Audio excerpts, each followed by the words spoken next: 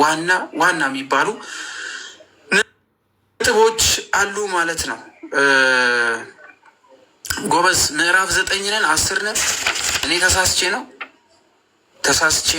ተሳስቼ አይደለም አይደለ? ምዕራፍ 10 ነን 10 ነን አዳምሻ ምዕራፍ 10 ነን አይደለ? አዎ ምዕራፍ 10 ነን 11 ነን 11 10 10 አልተማርንም። እሺ ይቅርታ የኔ ስህተት ነው። እሺ ጎበዝ ትከታተላላችሁ ማለት ነው። ጥሩ ምዕራፍ 10 እኔ ነኝ ያጠፋሁት፣ ይቅር በሉኝ።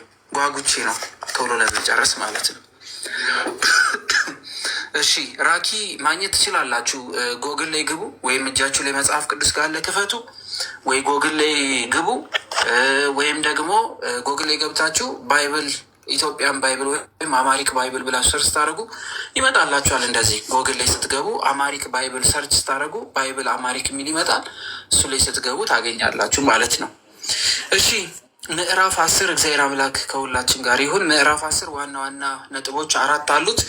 የመጀመሪያው ከቁጥር 1 ጀምሮ እስከ 4 ድረስ ቅዱስ ጳውሎስ ለእስራኤል እንዲድኑ ስለ መጸለዩ የምናይበት ነው። ከምዕራፍ 5 እስከ 13 ከቁጥር 5 እስከ 13 ድረስ ደግሞ ያለው በኢየሱስ ክርስቶስ የሚያምን ሁሉ ስለ መዳኑ ይናገራል። በክርስቶስ ያመኑ ሁሉ ድነዋል ብሎ ጳውሎስ ይናገራል። ሌላው ከቁጥር 14 ጀምሮ እስከ 21 ድረስ አሕዛብ በክርስቶስ አምነው ስለ መዳናቸው ደግሞ ይናገራል። ስለዚህ እዚህ ደግሞ በአራተኛ የምንመለከተው እስራኤል ለወንጌል ስላለመታዘዛቸው የተነገረ ትንቢት እንዳለባቸውን ጭምር ይናገራል ማለት ነው። ስለዚህ እነዚህ አራቱን ነገሮች በዚህ በምዕራፍ 10 ላይ እንመለከታለን። እግዚአብሔር ከሁላችን ጋር ይሁን። 21 ቁጥሮች አሉት ማለት ነው።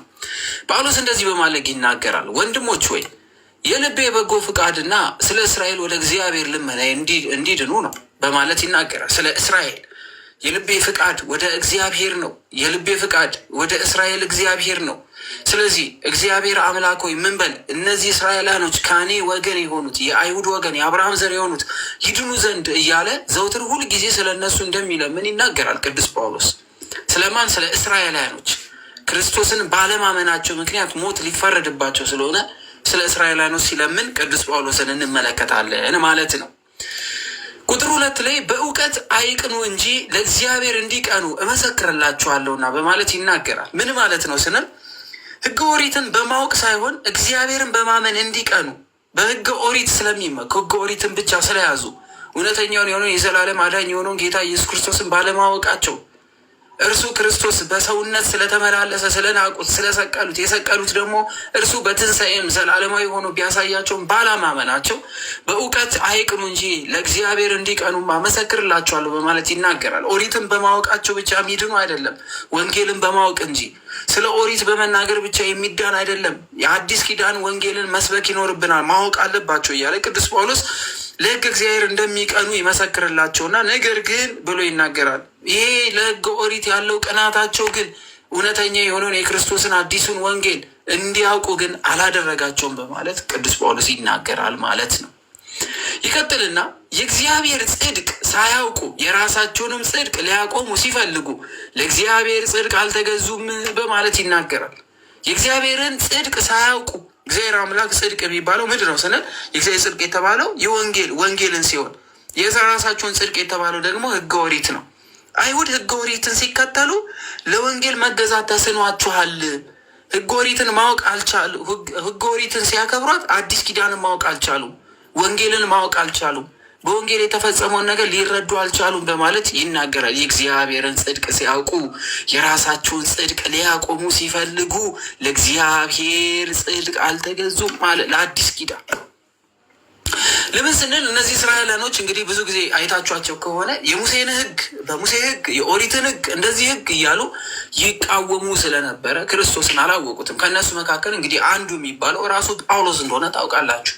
ራሱ ጳውሎስ ሕገ ኦሪትን ከመከተሉ የተነሳ ክርስቶስና የክርስቶስ የሆኑትን ሁሉ ያሳድድ እንደነበረ እናውቃለን ማለት ነው። በኋላ ላይ ግን ራሱ ክርስቶስ ሲገልጥለትና ሲረዳ ግን ለአዲስ ኪዳን ለምስራች ተብሎ ለሚጠራው ለወንጌል መቅናቱንና ወንጌልን እንዳስተማረ እናውቃለን ማለት። ስለዚህ የገዛ ወገኖች ምን የእግዚአብሔርን ጽድቅ ሳያውቁ የራሳቸውን ጽድቅ ሲያቆሙ ሲል ክርስቶስ ለአዲስ ሕዝብ ወይም ደግሞ ለሰው ልጆች ሁሉ ሊፈጽም የመጣውን የጽድቅ ስራ ሳይረዱ በፍቅሩ ያደረገውን ነገር ሳያውቁ ለኦሪት ከመቅናታቸው የተነሳ ለእግዚአብሔር ጽድቅ አልተገዙም ብሎ ይናገራል።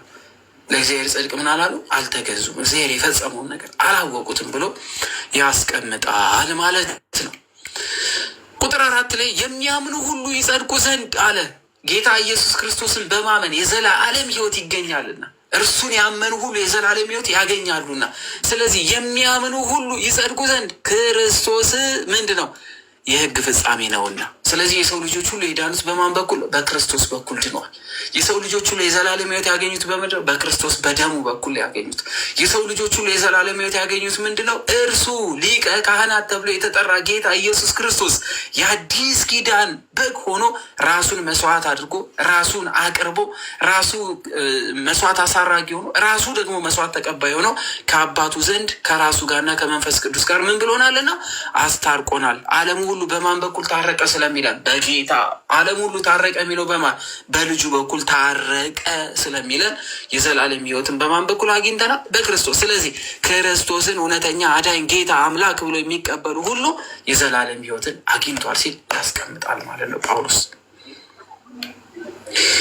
ሙሴ ከሕግ የሆነውን ጽድቅ የሚያደርግ ሰው በእርሱ በሕይወት እንዲኖር ጽፏል።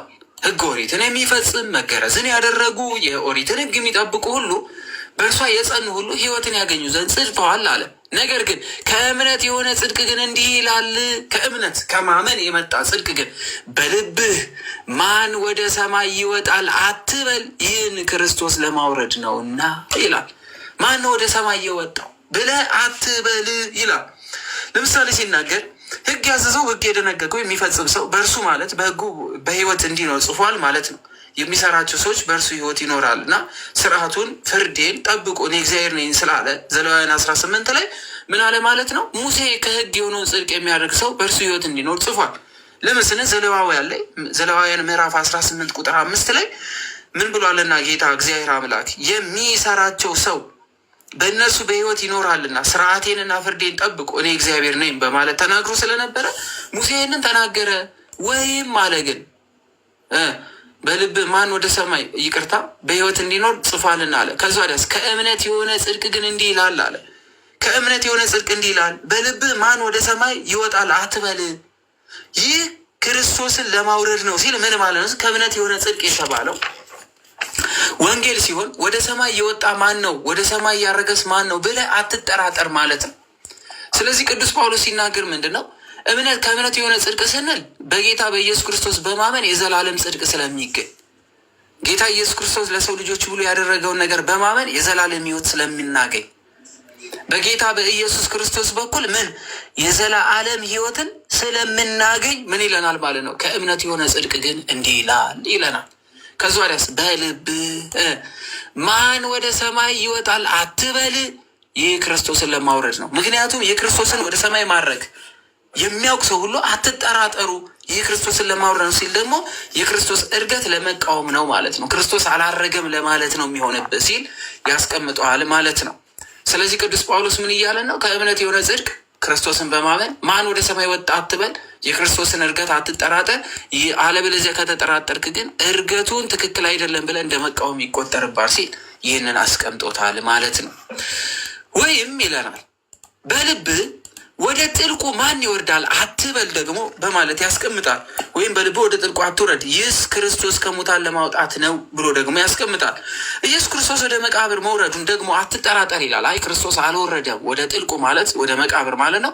አይ አልወረደም፣ እርሱ ወደ ጥልቁ አልወረደም፣ ወደ ሞት አልወረደም፣ አልሞተም እንዳትል ይህ ክርስቶስን ከሙታን ለማውጣት ነው በማለት ያስቀምጣል። ምን ማለት ነው ስንል የወጣው ክርስቶስ ነው ብሎ ለጠያቂ ያስቀምጥና ምንድነው ወደ መቃብር የወረደው ከመቃብር የወጣው ራሱ ክርስቶስ አይደለም ወይ ብሎ ማረጃውን ያስቀምጣል ወይም ትርጓሜ ላይ ያስቀምጣል ማለት ነው። ስለዚህ ሞቱንም ትንሣኤውንም አትጠራጠር በማለት 6 እና 7 ቁጥር ላይ ያብራረዋል ማለት ነው። ነገር ግን ምን ይላል አለ? በአፍህ በልብህ ሆኖ ቃሉ ቀርቦሃል፣ ይህንን የምንሰብከው የእምነት ቃል ነው በማለት ያስቀምጣል። ይህ ለእናንተ ምን ቃል ቀርቦሃል ካለ በኋላ ቃሉ የት ነው የሚል ጥያቄ እንደሚያቀርብም የምንሰብከው የእምነት ቃል ነው ብሎ ደግሞ መልስ ይሰጣል ማለት ነው። ምንድነው? ነገር ግን ምን ይላል አለ? በአፍህ በልብህ ሆኖ ቃሉ ቀርቦላል። አንድም በአፍ እንድንመሰክር በልባችን እንድናምን ማለት ነው። ይህም ምንድን ነው? የምንሰብከው የእምነት ቃል ነው። የምንሰብከው የእምነት ቃል ምንድን ነው? ጻፉልኝ እስኪ። የምንሰብከው የእምነት ቃል ምንድን ነው? ምንድን ነው? በእምነት የምንሰብከው ስብከት ምንድን ነው? ጌታ ኢየሱስ ክርስቶስ ያዘዘው ሂዱ ለዓለም ሁሉ ንገሩ ያለው ምንን ነው? በእምነት የምንሰብከው ስብከት ምንድን ነው? በእምነት የምናወጣው ቃል ምንድን ነው? ወንጌል። ሜሮን ጎበስ፣ ወንጌልን ነው። ስለዚህ ቅዱስ ጳውሎስ ምን እያለ ነው? ነገር ግን ምን ይላል? በአፍህ በልብህ ሆኖ ቃል ቀርቦልሃል፣ ይህም የምንሰብከው ምን የእምነት ቃል ነው። ስለዚህ ወንጌልን የምንሰብከው በእምነት ነው እያለ ነው። ስለዚህ አሁን የመጡትን ሁሉ እንዳይቃወሙ ይከለክላቸዋል ማለት ነው። ቁጥር 9 ላይ ኢየሱስ ጌታ እንደሆነ በአፍህ ብትመሰክር፣ ዝም ብሎ ጌታ ነው ምናምን አይደለም። እሺ፣ እውነተኛ ጌታ መሆኑ ማመን ይኖርብናል። ጌትነቱን ማወቅ አለብን። ማብራሪያ መስጠት አለብን። ኢየሱስ ጌታ ነው ማለት ቀላል ነው። ጌትነቱ ግን እንዴት ነው የሚለውን ግን ማብራራት ግን ይሄ ነጥብ ነው ማለት ነው። ስለዚህ ኢየሱስ ጌታ እንደሆነ በአፍህ ብትመሰክር እግዚአብሔርም ከሙታን እንዳስነሳው በልብ ብታምን ትድናል።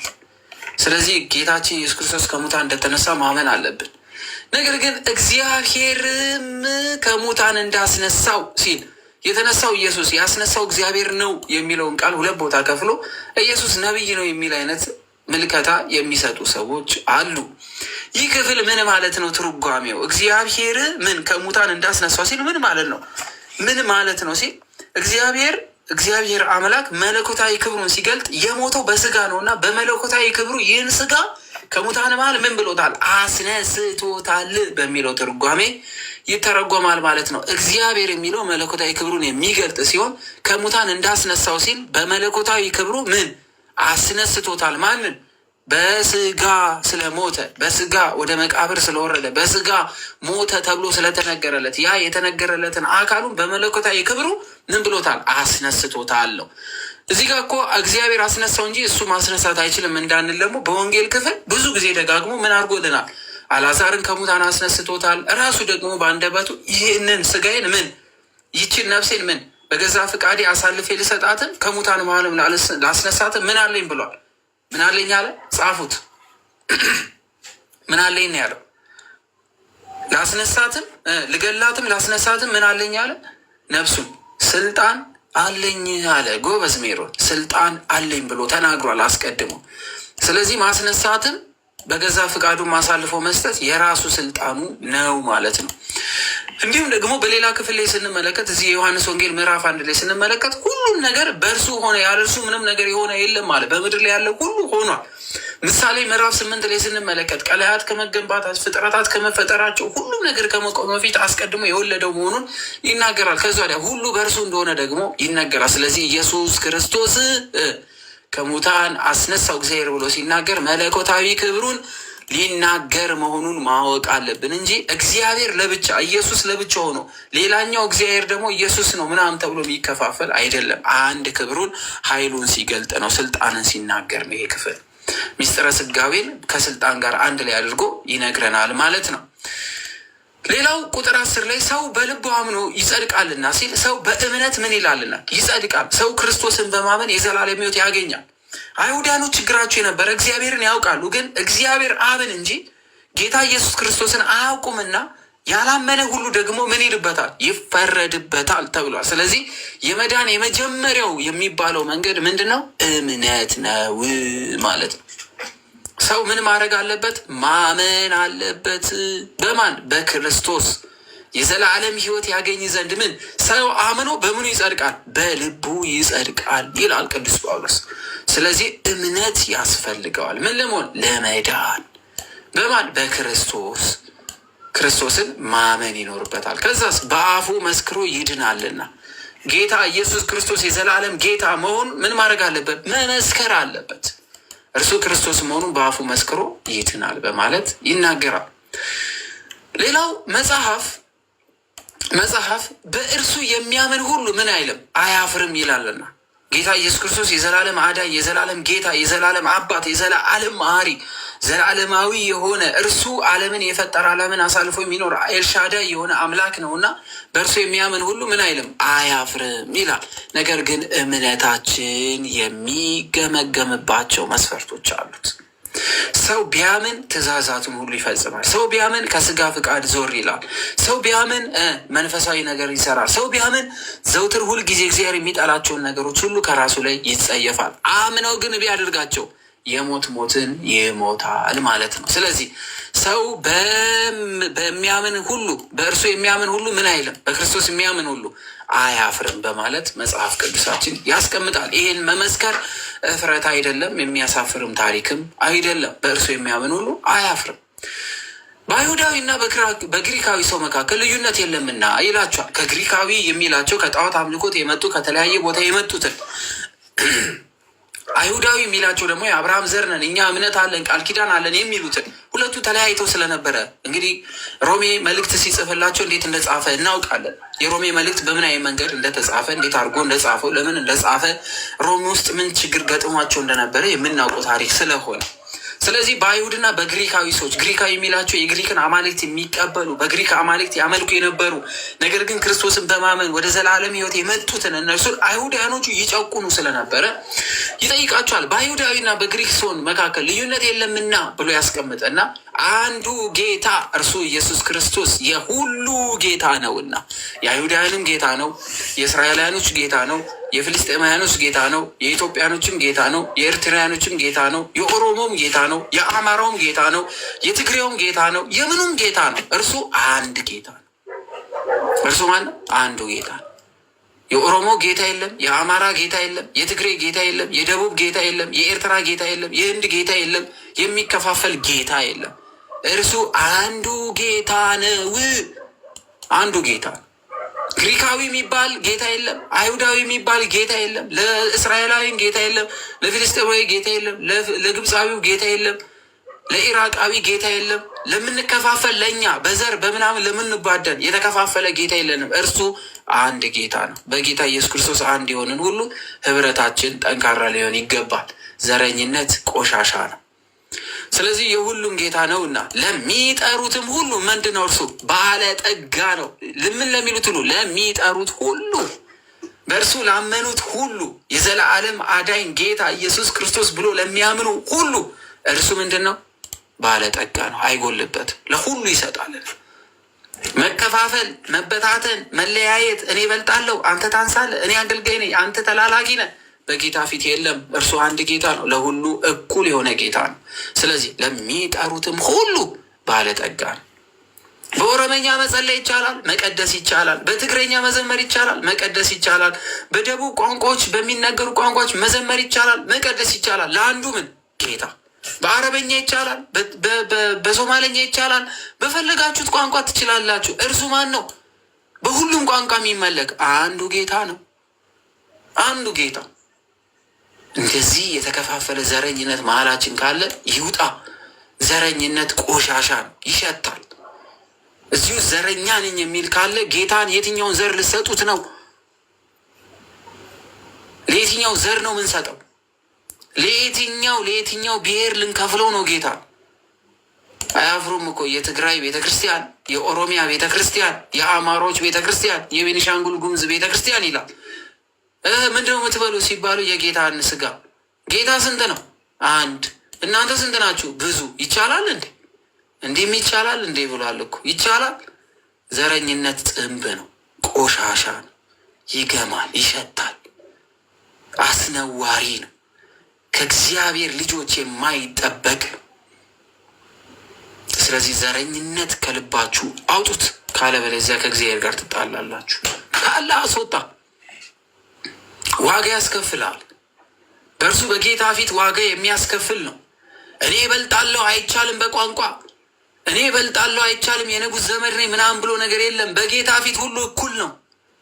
እኔ ልብስ አለኝ፣ እኔ ሀብታም ነኝ፣ እኔ ባለጸጋ ነኝ አይቻልም። በጌታ ፊት ሁሉ እኩል ነው። እኔ ድሃ ነኝ፣ ይሸታል ሰውነት አይቻልም። በክርስቶስ ፊት ሁሉ እኩል ነው። እንደዚህ አይነት ዘረኝነት ያለው ካለ ይውጣ። እኔ መምህር ነኝ ይበልጣለሁ አይቻልም። እኔ ደግሞ ተላላኪ ነኝ አንሳለሁ አይቻልም። በጌታ ፊት ሁሉ ክቡር ነው። ያነሰውን ከፍ ያደርጋል፣ ራሱን ከፍ ያደረገው ይዋረዳል። ዘረኝነት ቆሻሻ ነው። እኔ ይበልጣለሁ የሚል ማንነት ቆሻሻ ነው። ምክንያቱስ አንድ ጌታ ነው ያለን።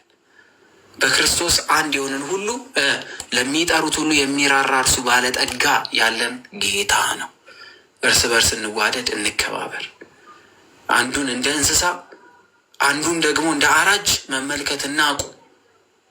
አንዱን እንደ ጅል አንዱ ደግሞ ብልሃት የተሞላ አድርገን ማየት ይናቁም። እግዚአብሔር አምላክ ፍጥረቱን ሁሉ እኩል አድርጎ የፈጠረ አምላክ ነው ያለን።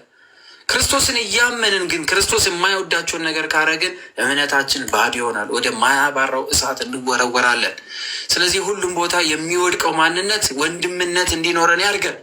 ሌላው በሃይማኖታችን የማይመስለን ሰው እንኳን ቢኖር ከአንዱ ጌታ በስተቀር ሌላ ፈጣሪ የለምና የእጁ ስራ መሆኑን ማወቅ ይኖርብናል። ሩህሩህነት ሊኖረን ይገባል። ሩህሩህ እንሁን፣ ደግ እንሁን፣ የዋህ እንሁን፣ ግፍ አንስራ። እኔን አይመስልም በሃይማኖት ብለን ሆን ብለን የምንሰራው ግፍ ሁሉ በጌታ ፊት ዋጋ ያስከፍለናል። ለምን ሲባል ማንም ሰው እንኳን በእምነቱ የተለየ ቢሆን እንኳን የእጁ ስራ መሆኑን ግን መዘንጋት የለብንም። የሚኮንን ማን ነው? ጌታ። የሚፈርድ ማን ነው? ጌታ። እርሱም ባለማመን ሊወቅስ የሚችል ማን ነው? ጌታ። ሊያጸድቅ የሚችል ማን ነው? ጌታ። መሐሪ ማን ነው? ጌታ። ሞትስ የሚፈርድ ማን ነው? ጌታ። ጌታ እያለ እኛን ፈራጅ ሊያደርገን የሚችል ማንም የለም። ይጨፍራል ሰውየው፣ መፍረድ የሚችል ማን ነው? ጌታ። ይጠጣል ሰውየው፣ መፍረድ የሚችል ማን ነው? ጌታ። እግዚአብሔር አምላክ ያልተመቸን ልንሆን እንችላለን፣ የሚፈርድ ግን ጌታ ነው። እኛን ማን ፈራጅ ያደረገን? ማነው ዳኛ ያደረገን? ማነው በጌታ ወንበር ላይ ያስቀመጠን? ማነው አይሁዳዊ ነው? አይ ይሄ ግሪካዊ ነው። አይ ይሄ ትግራዊት ናት። አይ ይሄኛው ደግሞ ከአማራ ነው። አይ ይሄ ኦሮሞ ነው፣ ይሄ ሶማሌ ነው፣ አፋር ነው እያለን እንድንከፋፈል ማን ይፈቀደልን? ጳውሎስ ይናገራል። እነዚህ አይነት ችግር ገጥሞ ስለነበረ በአይሁዳዊ በግሪክ ሰው መካከል ልዩነት የለም አለ። ለምን? እርሱ አንዱ ጌታ ነው እኛን የሚመራ። እርሱ አንዱ ጌታ ስለሆነ እኛን የሚመራ። አንድ ጌታ ያለው አይከፋፈልም፣ አይለያይም። ይበለው ይምታው የታባቱ ዋጋውን አገኘ አይልም። የሰው ልጆች ሁሉ ሐዘኑ ይሆናል። የሰው ልጆች ሁሉ መራብ ረሃቡ ይሆናል። የሰው ልጆች ሁሉ ስደቱ ይሆናል። የሰው ልጆች ሁሉ ደስታው ይሆናል። የጌታ ሰው ከሆነ አምላክን የሚወድ ከሆነ እንደዚህ አይነት ስብዕና ይኖረዋል። ይህን ስብዕና ነው እያጠፉብን ያለው። እንጠንቀቅ። ጳውሎስ ይቀጥላል።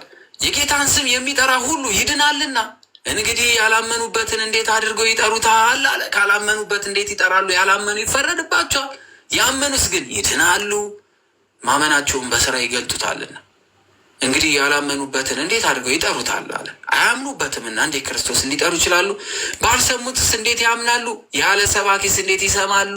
ደግሞ አለ እነዚህ ደግሞ ስለ ጌታ ኢየሱስ ክርስቶስ መምጣት መወለድ ያላወቁ፣ ምክንያቱም ሮማውያኖች ችግር ስለነበረ እሺ ያልሰሙት ላይስ እንዴት ነው የሚፈረድባቸው ብለው ይጠይቁ ስለነበረ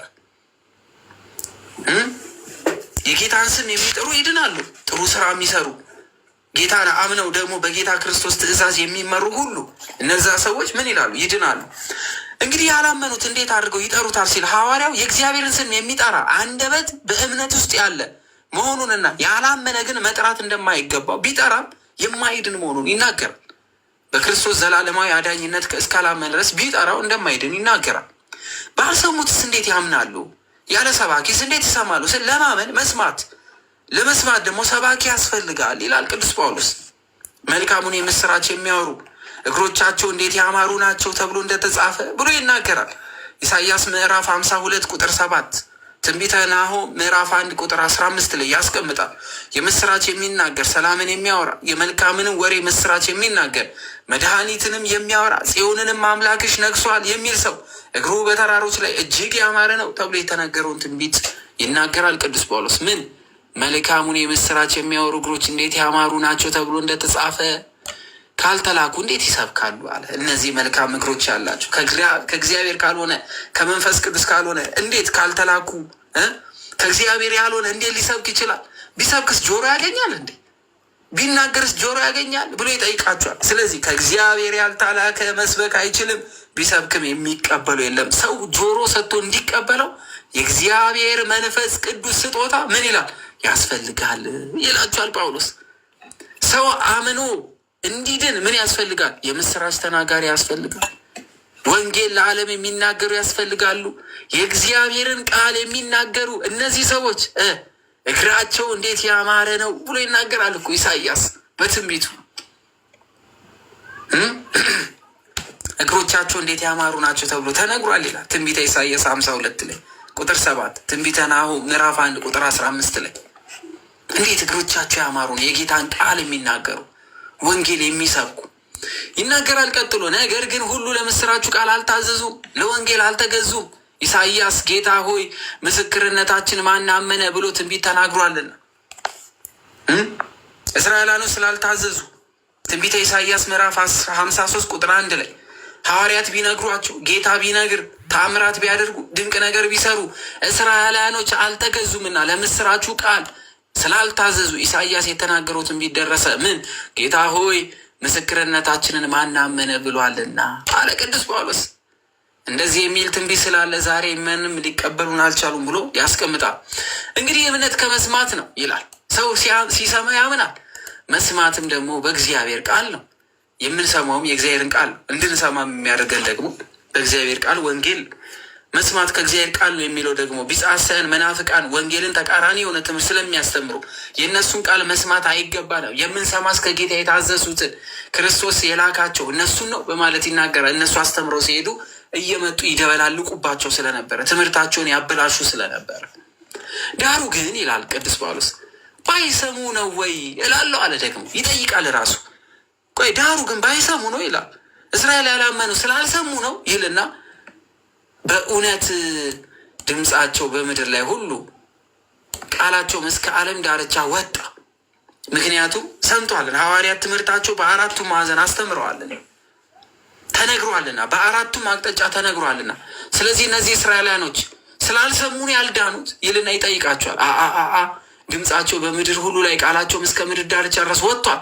እስከ ምድር ዳርቻ ድረስ ወንጌል ስበኩ ብሎ ጌታ አዟቸው ስለነበረ እነርሱ ሰብከዋልና አይደለም። እስራኤላኖች ስላልሰሙ አይደለም የዳኑት፣ ሰምተዋል። ግን ነገር ግን እስራኤል ባያውቁ ነው ወይ ይላል ደግሞ መልሶ። የሰሙትን ነገር ስላላወቁ ነው ይልና ይጠይቃል። ኧረ እላለሁ ይላል። ሙሴ አስቀድሞ አለ። ሙሴ አስቀድሞ እኔ ሕዝብ በማይሆነው አስቀናቸዋለሁ በማያስተውለውም ሕዝብ አስቆጣቸዋለሁ ብሎ የተናገረው ትንቢት እኮ ይደርስ ዘንድ ነው አለ ሙሴ ተናግሮ ስለነበረ። ስለዚህ እስራኤላኖች የእግዚአብሔር ወገን ነን ሲሉ ስላልተቀበሉት እግዚአብሔር አምላክ ምን እኔ ሕዝብ በማይሆነው አስቀናቸዋለሁ ሲል ከግሪክም ከጣዖት አምልኮትም አሕዛብ ከተባሉትም ከተናቁትም ምን እርሱን እንዲያምኑ እያደረገ በማያስተውሉም ሕዝብ ላይ ደግሞ አስቆጣቸዋለሁ ሲል መሀላቸው ተመላልሶ ወንጌል ሰብኮላቸው ተአምር አድርጎ ያልተቀበሉት እስራኤላኖች በምን ከጣዖት አምልኮ እርሱን በማመን የዘላለም ሕይወት ሲወርሱ እነዚህ ልጆች ነን የሚሉት ግን በቅናት እንደሚንገበገቡ ሲያስቀምጥ ብሏል ኢሳይያስ ደፍሮ አለ። ደግሞ ላልፈለጉኝ ተገኘሁ አለ።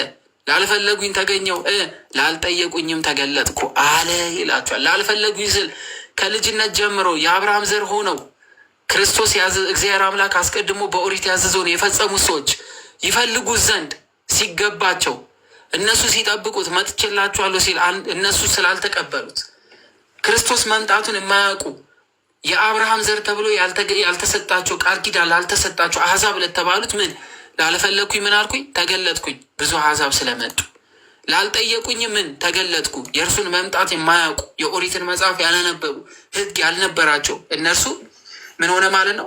በአዲስ ዘመን በአዲስ ኪዳን ልጆች የተባሉት አልቀበልም ስላሉት ልጆች ያልነበሩትን ልጆች አደረጋቸው ማለት ነው። ይህ ትንቢት ተፈጸመ። ማን ተናግሮ ስለነበረ? ኢሳይያስ ደፍሮ ተናግሮ ነበረ። ላልፈለጉኝ ተገኘው ላልጠየቁኝም ተገለጥኩ ብሎ ነበረ። ይኸው አሕዛብ ሁሉ ክርስቶስን አምኖ የዘላለም ሕይወት እያገኘ ነው። ልጆቹ የተባሉት እስራኤል የተባሉት ግን ዛሬም ድረስ ክርስቶስ አምላክ አይደለም ብለው ፍላጎታቸውን አቁመዋል ማለት ነው። ስለ እስራኤል ግን ይላል ጳውሎስ፣ ስለ እስራኤል ግን ቀኑን ሁሉ ወደማይታዘዝና ወደሚቃወም ሕዝብ እጆቼን ዘረጋሁ ይላል። ቀኑን ሙሉ ስለ እስራኤል ሲናገር እጆቼን ዘረጋው። እጅ ለመባረክም ለመምታትም የሚዘረጋ ስለሆነ የእግዚአብሔር እጆች የተዘረጉት ወደማይታዘዝ ሕዝብ ነው። ስለ እስራኤል እንደሚቀጣቸው የሚያመለክት ነው። በቃ እቀጣችኋለሁ እያለ ነው። ምክንያቱስ እስራኤላኖች አልተቀበሉትምና የራሳቸው ወገን ሆኖ ሳለ ቃል ኪዳን የተገባላቸው ሆኖ ሳሉ ለአብርሃም ለሙሴ ለቀደሙት የተሰጠው ትንቢት ሲፈጸም አልተቀበሉትምና እጆቼን በእናንተ ላይ ዘረጋለሁ ይላል። ምን ለማድረግ? እስራኤላኖችን ለመቅጣት። ዛሬም ድረስ እስራኤላኖች ክርስቶስን እስካልተቀበሉ ድረስ ይቀጣሉ ማለት ነው። አሕዛብ ተብሎ ለተጠሩት ሁሉ ግን ምን ሆኗልና ክርስቶስ ላልፈለጉኝ ተገኘው፣ ላልጠየቁኝም ተገለጥኩ ይላል። እሱ እስራኤላዊ ሆኖ ሳለ እስራኤል ውስጥ የመጣ ሆኖ ሳለ እስራኤላኖች አልተቀበሉትም። ከእስራኤል ሀገር ውጭ ያሉት አብዛኛው አሕዛብ ጣዖት አምልኮት ይመለክባቸው የነበሩ ቦታዎች ግን ዛሬም ድረስ ክርስቶስን የዘለዓለም ጌታ ብለው አክብረውታል ማለት ነው። እንግዲህ የሰማነው በልቦናችን ያሳድርልን። እግዚአብሔር አምላክ በእድሜ በጤና ይጠብቀን። ወንጌል በየቀኑ አንብቡ፣ መጽሐፍ ቅዱስ ግለጡ። ትርጓሜው ይህን ይመስላል። የቅዱስ ጳውሎስ በረከት በሁላችን ላይ ይደርብን። ምሽታችሁ ያማረ መልካም እንዲሆን እመኛለሁ። እንግዲህ በቪዲዮ የምገለጠው ከዚህ በኋላ አልሞስት ያቀድነውን እቅድ ሞልተን